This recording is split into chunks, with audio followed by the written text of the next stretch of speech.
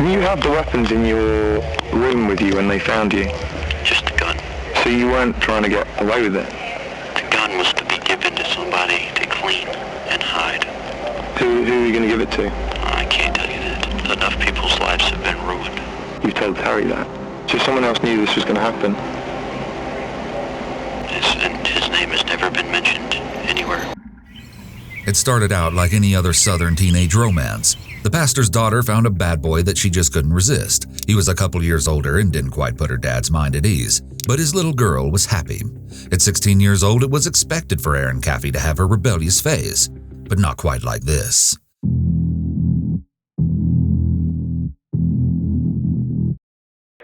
what's the address of your emergency? This is Tommy Gaston. I've got a man that's been shot.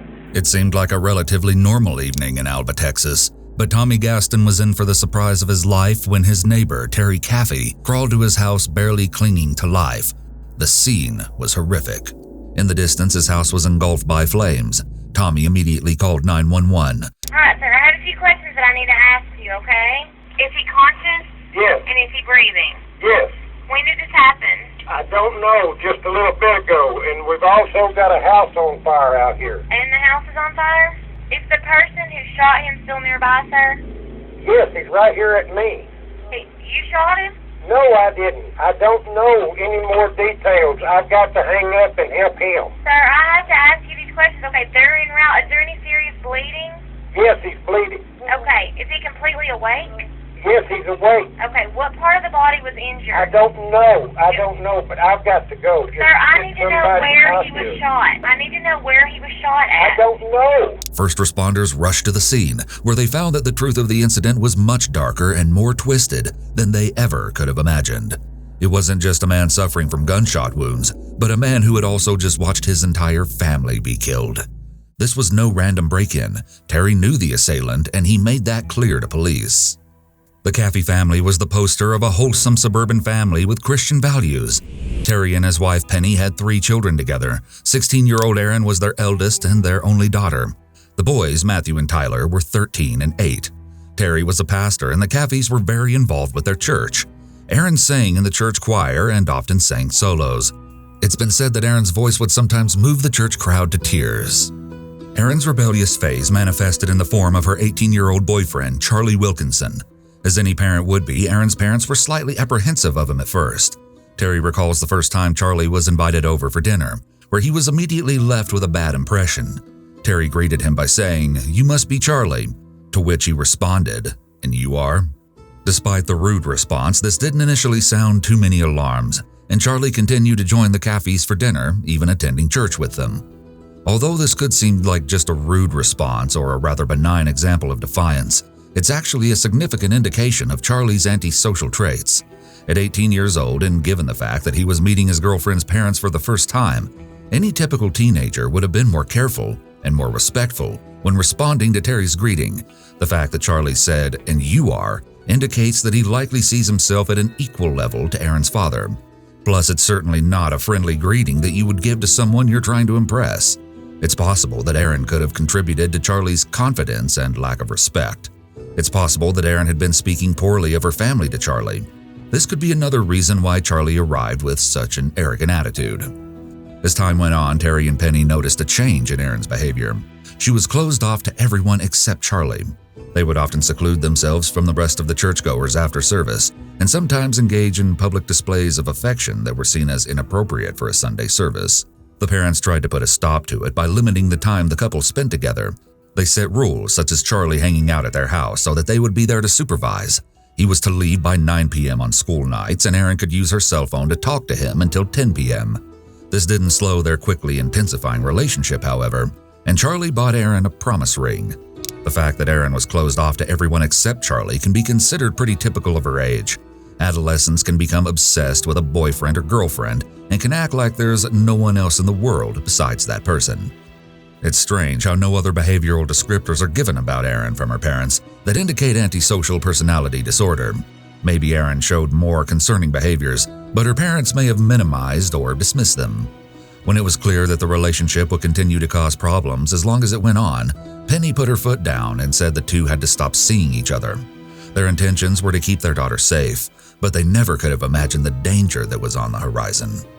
The night that Terry crawled to his neighbor's house, he had seen things that were straight out of a horror movie. The Caffeys were sound asleep when Terry and Penny's bedroom door swung open with a bang. Several more loud bangs followed. This time, gunshots. Bullets showered the room where they'd been sleeping peacefully just seconds ago. Both Terry and Penny were shot multiple times. Terry recognized the assailant with the gun. It was Aaron's boyfriend, Charlie. He was accompanied by his friend who would later be identified as Charles Wade. Along with guns, they were also carrying 2 large swords. Terry was lying in his bedroom, unable to move, when he heard his son Matthew cry out, "Why are you doing this, Charlie?" More gunshots followed. Wade had shot Matthew in the face. The fact that swords were used adds to the horrific nature of these murders, almost like Charlie and his friend Charles Wade were enjoying the process, acting like it was the scene of a movie and they were the villains. Or maybe they thought of themselves as the heroes. Charlie and Wade could have committed these murders with guns alone. Swords were unnecessary to accomplish what they wanted, which displays the profoundly evil intent here.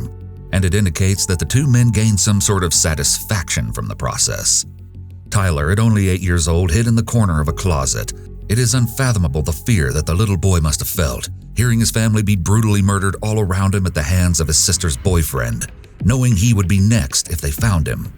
Tragically, Charlie and Wade found him in the closet. The pair both stabbed Tyler to death with the swords. After, Charlie went back to Aaron's parents' bedroom and stabbed Penny in the neck with a sword to ensure that she died, nearly decapitating her. Once the 2 were sure they'd killed everyone, they set the house on fire and drove away. They never expected that Terry would make it out of the burning house alive.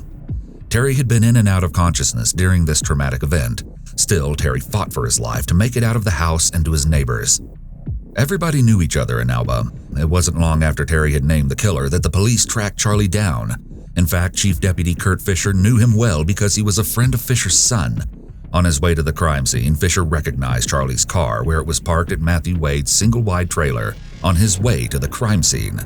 Matthew was Charles's older brother. His house became the spot, one where Charles and his friends could crash after a drunken night. When Fisher arrived, Matthew let the police enter the home, but he couldn't recall if Charlie had stayed the night there or not. Upon entry, the officers were faced with a mess of empty beer cans and dirty laundry. Wade and his girlfriend were woken up by the officers that were looking for Charlie. While searching the home, Fisher discovered a door frame that had been covered up with a blanket. He pulled back the blankets to discover Charlie lying on a mattress with a gun next to him. He had to be cautious. Charlie had just slaughtered an entire family. Who is to say that he wouldn't reach for the gun lying next to him and shoot? Fisher asked Charlie to show him his hands and then took the teen outside and told him what had happened to the Caffey family the night before. Charlie denied any involvement, claiming he got drunk that night and fell asleep. Because he was only wearing blue jeans, officers went inside to grab Charlie a shirt and shoes. When they retrieved his clothes, they noticed blood splatters. As he was taken away in the back of a squad car, firefighters were still struggling to smother the fire that swallowed the Caffey home. Despite their efforts, the entire house burned to the ground, and the bodies were eventually recovered. As police searched the trailer, they discovered a purse with Aaron's driver's license, shell casings and ammunition, and a used condom. As an officer began to tear away at piles of clutter, he saw a pile of blonde hair peeking out of one of the piles and grabbed it, assuming that it was a doll. It was a teenage girl lying in a fetal position, facing away from the officer. The officer demanded she stand up and put her hands where he could see them, but she didn't respond at all. He recognized her from the driver's license. It was Aaron. Immediately, Aaron began asking where she was and saying that she couldn't remember how she got there. She claimed that she'd been drugged the night before and didn't have many details to offer police. She claimed that she remembered a fire, 2 men in black with swords, and drinking something. After the drink, she couldn't remember anything, and her memories of earlier in the night were also blurry. Police felt sorry for Aaron and praised her strength in light of an event as traumatic as the loss of most of her family. However, as the story unraveled down at the station, it would come to light that this was not the case. Terry was certain he already knew Charlie's motive. He wanted revenge because Penny had forbidden Aaron from seeing him. Charlie's version of the story, however, was not one of rage, but of his willingness to do anything for the girl he loved. He claimed that he hadn't killed the Caffey family for revenge. He did it because Aaron asked him to. Back at the station, Charlie was extremely forthcoming, although he initially wouldn't name his accomplice. Eventually, he cracked. It was Charles Wade. Yes, and his name has never been mentioned anywhere. If you're truly sorry about what happened, do you not think that to actually say who this other person was would show him that you really meant what you said? I will tell you that he was the original person that was supposed to do it. Are you going to tell me who it was? No, Why not? because he had nothing to do with it and there's no way he could have stopped it. Like I said, this whole interview has been about you apologizing for what you did. Well, I did, and I'm very sorry for what I did. When Charlie says, "I'm very sorry for what I did," he sounds sincere, but his tone seems matter-of-fact, or almost like he is sorry, but he was going to do this no matter what, like it was inevitable that he was going to commit these murders. But surely this would show that you're completely sorry by making the people that could have stopped it pay a price for it. I know the story, but I just think that if this interview carries any weight, if what you've told me is true, that you genuinely are sorry, I mean, you clearly find it difficult talking about this person who was looking after the gun for you, who was asked to do this originally, who backed out, who knew you were going to do it, and yet didn't say anything about it. Promise was made and I can't break it. I still can't tell you this guy's name. It's interesting how people with antisocial personality will commit horrific acts, but then claim to stand by principles like keeping a promise. As Charlie says, "A promise was made and I can't break it." However, in this circumstance, Charlie may have said this as an excuse to avoid disclosing the name. Charlie did, however, seem to speak with conviction, and oddly enough, loyalty. It's also very possible that Charlie was trying to make himself sound righteous, or like he was trying to do the right thing in front of the investigator. Wade had agreed to help his friend carry out the murders because he'd been promised $2,000 by Aaron and Charlie. The $2,000 was in a lockbox in the Caffey home. Wade was easily convinced, intending to use this money for court fees to assist in trying to gain custody of his daughter. Contrary to his plan, murdering 4 people and setting a house on fire would prove to not be the best approach. During their interrogations, the boys were extremely forthcoming about their acts and even led the police to the evidence that they had left under the bridge and in the river. According to the boys, Aaron, Wade, and Charlie were driven to the Caffey home by Wade's girlfriend, Bobby Johnson. Wade claims that Bobby didn't know of their plan but insisted on tagging along. They weren't at the Caffey home for long before they were scared away by the family's dog, who immediately started barking loudly. Erin was not going to let this be the end of her plan.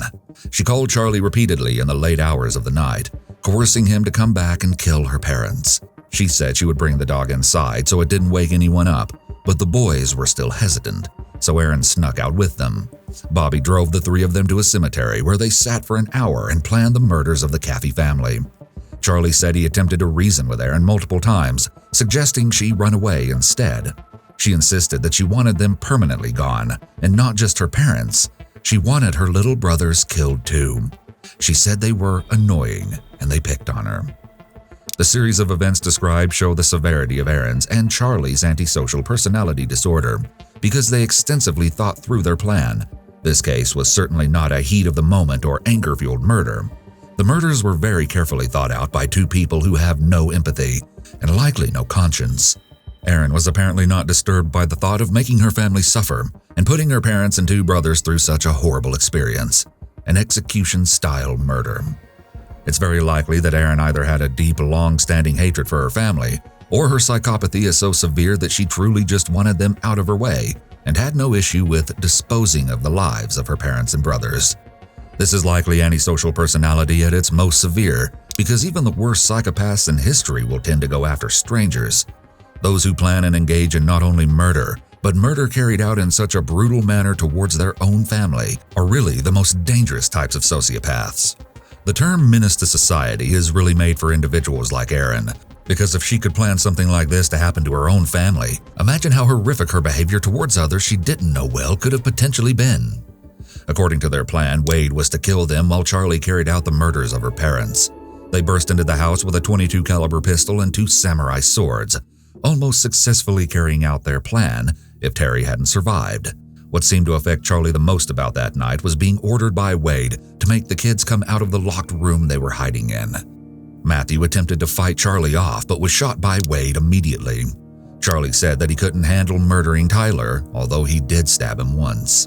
This is Detective Richard Allman, Rains County Sheriff's Office. Present in the room with me is Brandon Breimer.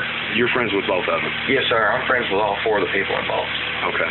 Okay, did you come voluntarily? Yes, sir. We did not call you, correct? No, sir. You came of your own free will. Yes, sir. To tell you some information that we thought you might need. What information is that?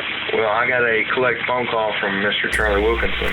Kind of foggy, really, because, I mean, it's just so upsetting. So yesterday evening you get a phone call from Charlie calling you collect from the jail. Yes, sir. And he's crying and upset, is that correct? Yes, is that sir. what you're telling me? Yes, sir. He was crying the entire time. Although this can be viewed as remorse, it could also simply be a show of emotion because he was caught and was in jail. Although Charlie sounded remorseful in the interrogation, it's difficult to be certain about his actual remorse. People with antisocial personality disorder will often cry and claim to be regretful once they're caught. Crying the entire time, what was he upset about? About everything, I guess. Okay. The crime, mostly, I reckon. I asked him how he was doing. I asked him if he did the crime, and he gave me some details. What did he say when you asked him if he did the crime? Well, I said, Charlie, this is what I said. I said, Charlie, did you pull the trigger? I have to know. He said, yes, I shot the mom and the dad, but I did not shoot the kids. He said he couldn't pull the trigger on the little kids. Charlie described to Brandon how Charles had to finish killing Aaron's parents and he had to go outside because he could not kill the children. However, this phone call could have been strategically planned by Charlie to try to claim his innocence since he was already in jail, and he knew he would likely be facing serious charges. Had you ever had conversations with Charlie before about any of this? About a month ago, he was telling me that his girlfriend was thinking about it. Charlie was telling me, I asked him, he came over and it was just a typical hangout night. I said, what's new, Charlie? And he said, well, Erin's talking about murdering her parents. And I was like, no way. He was like, yeah, she is. And I was like, she trying to get you to do it? He was like, yeah, but I can't, dude. They got 2 little kids in that house. I was like, I know. If you ever need help, just come to me, Charlie.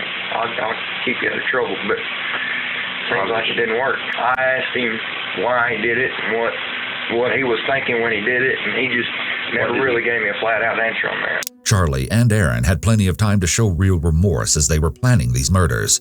There was a span of time where they could have realized what they were doing was horrific, but the thing with sociopaths is that they really only focus on achieving what they want. The means to the end is simply just a transaction. In Charlie and Erin's case, it seems like it was just a puzzle they had to piece together so they could plan the events in a way that would allow them to succeed in committing the murders. Any indication that this was going on? No, sir. I mean, I seen Bobby and Charles, I think Friday night, but they were, just happy as bluebirds. Didn't show no signs of anything. Okay. And when I seen Charlie on Thursday, he didn't show like he was going to do anything. I mean, he was just happy-go-lucky. Brandon said he saw Charlie before the murders, and he described him as happy-go-lucky. It's possible that his attitude was this way because the murders were already planned and everything was set to take place. Brandon said the same about Charles and Bobby. This is very odd, to say the least, given that this group was about to enter a home, kill a family, and then burn the house down. Erin and Charlie were eager to materialize their plan, and Charles and Bobby may have been excited to get the money that was promised to them for their participation. Wade recalled Erin being elated when they returned to the car with her packed suitcase. Once she had their confirmation that her family was gone, she gave them the combination to the lockbox that contained the money. They also took all the money from Terry and Penny's wallets, which added up to about $400. They then set furniture and blankets on fire with pocket lighters, watching the house go up in flames as they pulled away in Bobby's car. Erin had shouted, "Holy shit, that was awesome," and told them how relieved she felt. During his interrogation, Wade said that Erin was as happy as a kid on Christmas. They went to the river where they tossed Erin's suitcase, the swords, and bloody boots in a box. Their plan was to come back for these items. Finally, Bobby dropped Erin and Charlie off at Matthew Wade's trailer. They celebrated their completed mission by sleeping together. When Bobby was questioned, she pleaded ignorance to the whole thing. She finally cracked when she learned that the police already had the 2 boys in their custody. She confessed to everything. While Wade, Charlie, and Bobby were all telling stories that corroborated with each other, Erin was still sticking to her story that she didn't remember anything. But the results of her toxicology report had just come in. There were no drugs found in her system and no signs of smoke inhalation. Back at the hospital, Terry was recovering despite all odds being against him. He had fractured both of his cheekbones, broken his nose, and suffered from nerve damage in his right arm. When detectives came to talk to him, he asked about his daughter's involvement in the deaths of their family. They said one earth-shattering sentence that would make Terry's suffering so much heavier. her involvement was great. He immediately cried out in despair. It was inconceivable that his sweet little girl could have done something so evil. Upon being told he could go home, he broke down again. He had nothing. He didn't have a home to go to, or anyone to come home to. He stayed with his sister as he continued to live out the nightmare that had become his reality. Erin was placed under arrest but denied her involvement through tears. Because she was a minor, she couldn't be immediately questioned. This small blonde 16-year-old was not the suspect they had imagined, was the mastermind behind this gruesome plot to have her family killed. She wouldn't agree to speaking with investigators, choosing to write a statement instead. Still, she didn't budge from her story. Erin was placed in a juvenile detention center where she was held on murder charges. Terry visited Erin at the juvenile detention center, but because every conversation they had was recorded and could be used against her in trial, he couldn't ask her any questions, like why had she done such a heinous thing. Still, he had been shown every piece of evidence by investigators, so he knew all of the disturbing details. Despite having every reason to stop visiting Erin, Terry continued. Erin was sentenced to 2 consecutive life sentences plus 25 years for capital murder on January 2, 2009. Charlie and Wade were both given life without the possibility of parole for their crimes. Bobby was sentenced to 40 years. As it stands today, Terry still visits with Erin. In fact, he fights for her early release. Despite seeing the evidence, he still can't bring himself to believe that his daughter could be capable of such a thing. She has told him different stories about the events that took place the night that the Caffey family was killed. In one, she told him that Charlie wanted them dead, and her phone calls to him that night were her trying to talk him out of it. Terry believes that Erin didn't truly think Charlie would follow through with the acts. Unbeknownst to him, Charlie was not the first person that Erin had tried to employ to carry out her plan. A previous boyfriend claimed that Erin had asked him to carry out the same crime when they were dating. This ex-boyfriend of hers was not willing to go to the lengths that Charlie was to make her happy. He thought she was crazy and immediately told her to leave. This fact reveals a couple more details about Erin and her severe psychopathy.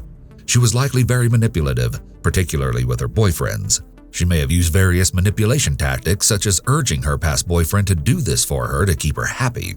She may have also used this approach with Charlie because in the interrogation recording, Charlie almost sounded like what he did was inevitable, but he also sounded genuinely remorseful, almost like he had to do it. This fact about Erin also, of course, reveals that she was planning this for a long time, meaning that she was planning the murders of her parents and brothers, all while living with them, going to church with them, having dinners, etc. This shows the severity of her antisocial personality because she was able to have these horrible sentiments about her family while interacting with them on a daily basis. Her ability to do this while having the desire to see them dead shows her profound detachment from emotion, her lack of empathy, and the absence of any moral conscience. Terry has remarried since the murders and had one more biological child. He and his new wife also adopted 3 children.